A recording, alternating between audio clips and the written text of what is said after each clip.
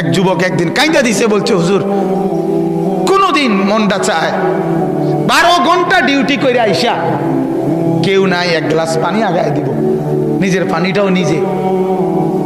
বিদেশটা এমন না?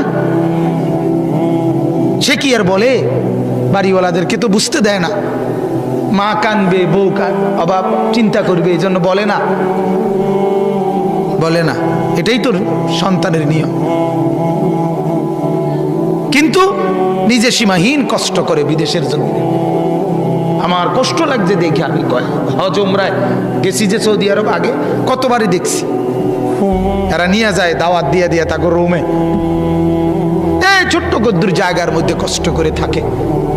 এক যুবক নরসিংদীর আমারে বলছিল একদিন, হুজুর আজ 11 বছর বিদেশ, বাবার ঋণ দেনা এখনো শোধ করতে পারি নাই, বাদ যেতে পারি না, বাবার ঋণ এখনো শোধ হয় নাই হুজুর, কিন্তু ট্যাবলেট হুজুর নাই, কেউ খুললে দিব।